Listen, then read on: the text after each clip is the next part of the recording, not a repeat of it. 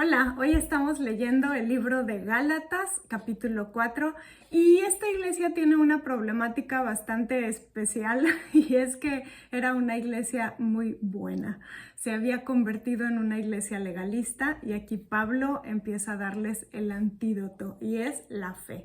Increíblemente. Así es que es un tema bastante interesante. Esto es parte de un estudio que se llama Hechos 29. Es el libro de Hechos leído en orden cronológico y entreverándoles las cartas de los apóstoles según corresponda. Antes de empezar con el tema de hoy, que es Gálatas número 4, quiero ponerles un par de precedentes muy importantes, advertencias de Pablo, que yo les quiero decir antes. Pablo las pone hasta después, hasta los capítulos siguientes, pero yo las quiero poner desde el principio por si acaso no oyeran el mensaje de mañana. Me importa mucho que esto no se preste a confusiones acerca de la fe y de las obras. Pablo, esta carta que estamos leyendo ahorita es la carta de Gálatas.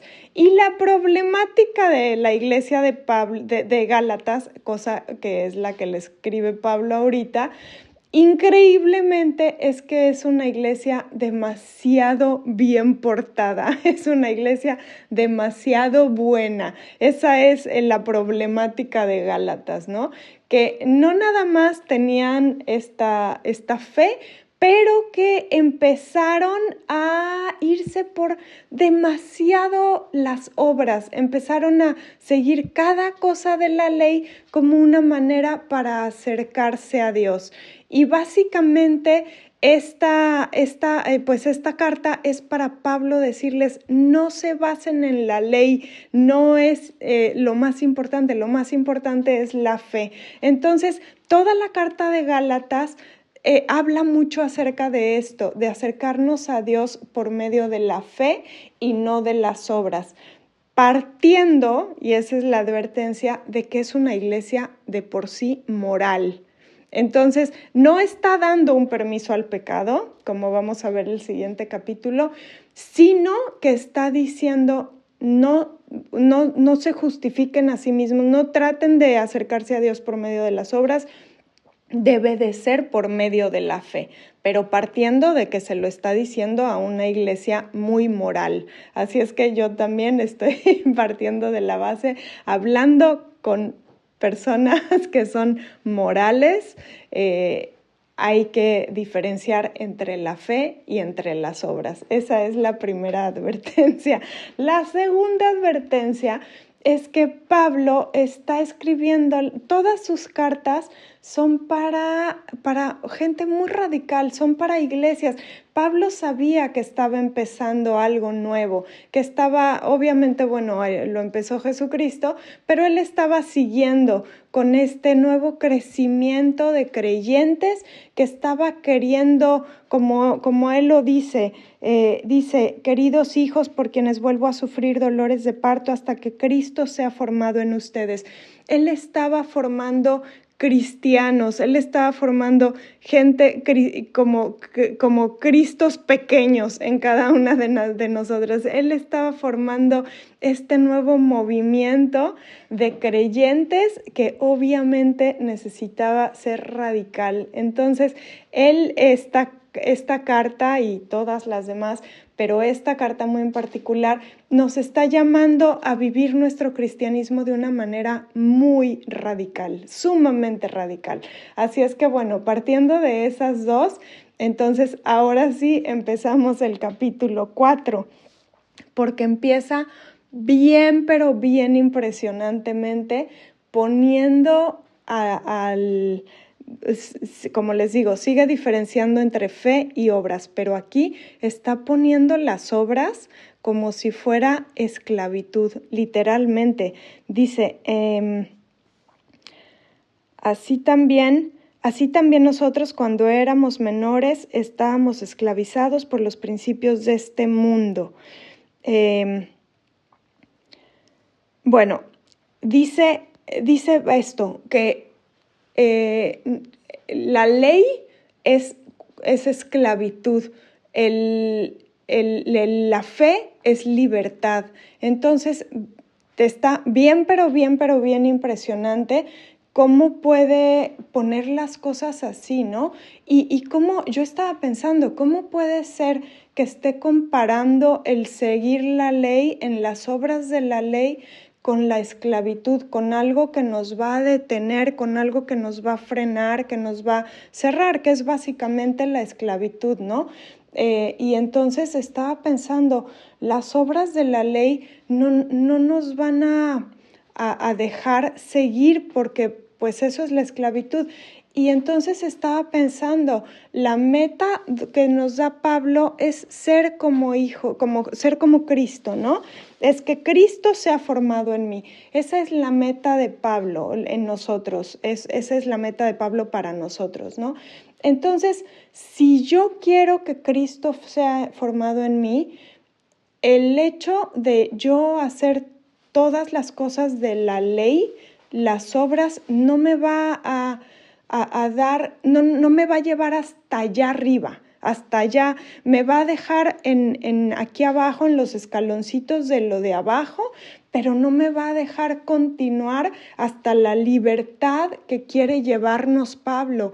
Como les digo, él quiere hacer gente radical y con las obras de la ley no se logra gente radical, se logra gente muy legalista, pero no radicales, no realmente que vivan realmente el evangelio de Cristo, que es morir por el otro, ¿no? Que es morir a las obras de la carne, morir a nosotros mismos para dejar que Dios viva en nosotros.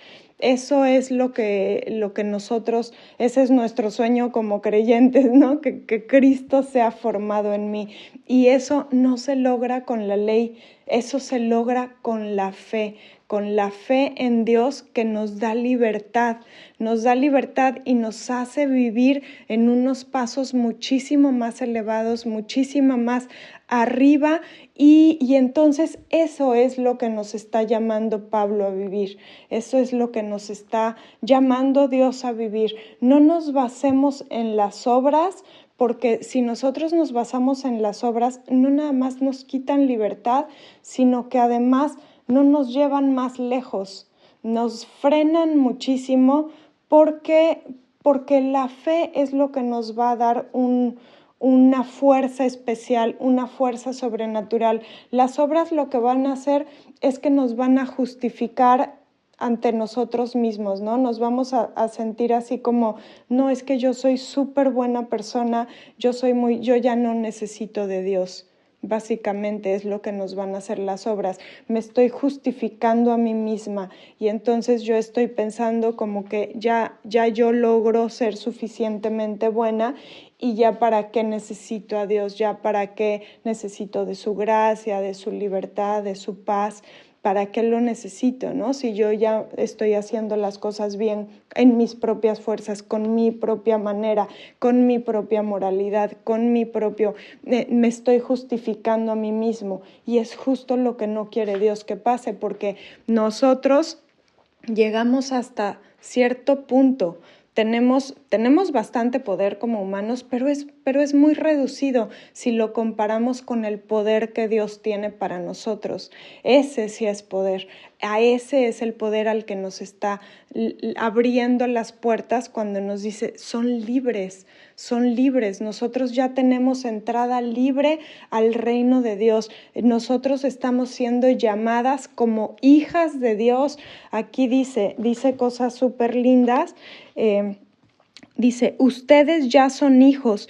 Dios ha enviado a nuestros corazones el espíritu de su Hijo que clama, Abba, Padre. Así que ya no eres esclavo, sino hijo. Y como eres hijo, Dios te ha hecho también heredero. Eso viene en el capítulo 4, en el versículo 6 y 7. Está impresionante. Ya no somos esclavos, sino hijos. Y como somos hijos, Dios nos ha hecho también herederos. Entonces, está marcando eso.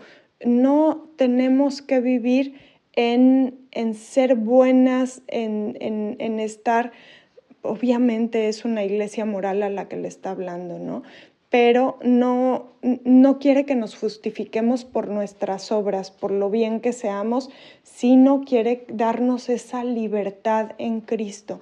Esa es la posibilidad que nosotros tenemos de vivir sintiendo esa libertad. En otro pedacito dice, pero la Jerusalén celestial es libre y esa es nuestra madre. Entonces nosotros tenemos que sabernos libres, nosotros tenemos que sabernos que Jesús ya abrió las puertas, rompió el velo para que nosotros podamos estar directamente con las manos abiertas de Dios. Tenemos que considerar nuestra vida en unión con Dios, hijas de Dios, herederas de Dios. Esa es una palabra de poder.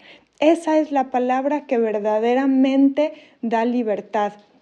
No hacer las cosas como perfectamente bien para no justificarnos a nosotros mismos. Seguimos sabiendo que necesitamos la gracia de Dios, pero sabiendo que como hijas y como herederas tenemos esta fuerza y esta posibilidad. Es un tema bien fortalecedor, impresionantemente empoderador. Ojalá realmente esta carta de Gálatas se quede bien metida en nosotros hasta nuestro más profundo de nuestros huesitos, de nuestro corazón, hasta lo más profundo de nuestra mente, que haga camino, porque está exageradamente fortalecedor, está muy animador, muy animador. Nos saca de este mundo que nosotros, por más perfecto que lo veamos, y nos pone en niveles celestiales realmente. Es un regalo este libro. Yo la verdad es que sí lo había leído, obviamente, pero nunca lo había estudiado así como libro parte por parte. Qué enriquecedor, de verdad que nos empodera, nos fortalece, nos anima de una manera sobrenatural. O sea, nos hace darnos cuenta que aún nuestra mayor perfección no es nada comparada con lo que Él tiene para darnos. Entonces es lo que quiere que sepamos. No, o sea, qué bueno que sean buenos, qué bueno que sean, pero su perfección no es nada comparado a lo que tiene Dios para nosotros, ¿no? Nuestra perfección, nuestro mayor interés de hacer las cosas bien, nuestros mayores esfuerzos humanos son humanos, no son cosas de Dios que vienen y que nos van a dar ese poder. Hay un versículo en especial que me impresiona demasiado, el 23, dice, el de la esclava nació por decisión humana, pero el de la libre nació en cumplimiento de una promesa. Todo esto es por causa de que, como estuvimos leyendo en el capítulo pasado, pone de ejemplo a Abraham, ¿no? Abraham tenía una promesa, la promesa de que iba a tener, de que por medio de su descendencia iba a bendecir a todas las naciones.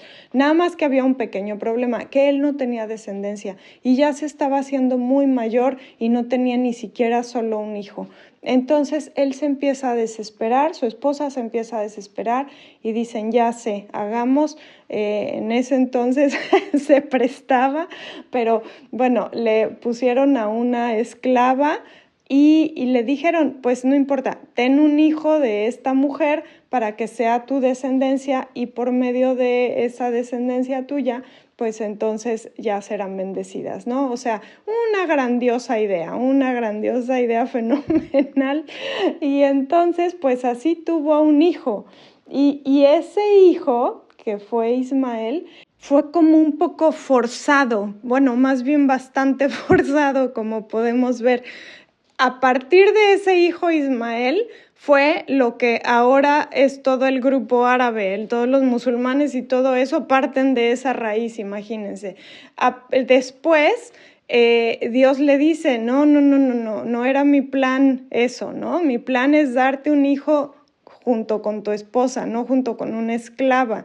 Y entonces es cuando ya tiene a su hijo, que es por medio del cual se extiende la bendición a todas las personas, y es su hijo Isaac. Por medio de ahí ya empieza a crear toda la descendencia impresionantemente bonita y impresionantemente con el poder de Dios, ¿no? Con la fuerza de Dios.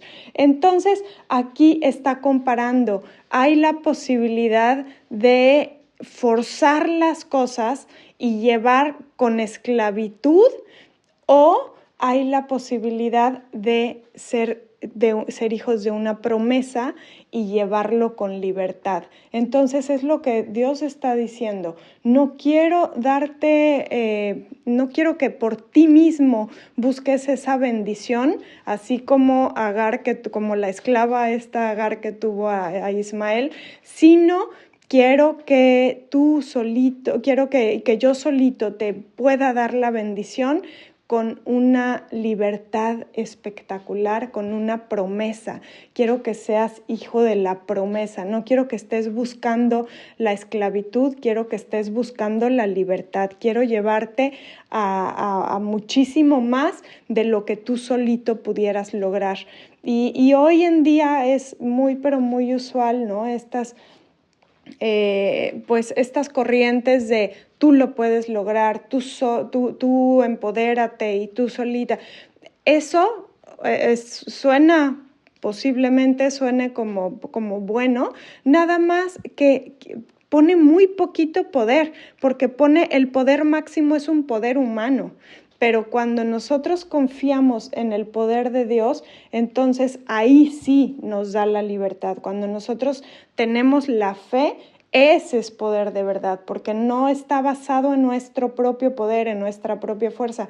Está basado en el poder de Dios, que creó el universo entero, que sabe cada quien lo que piensa cada quien, imagínense.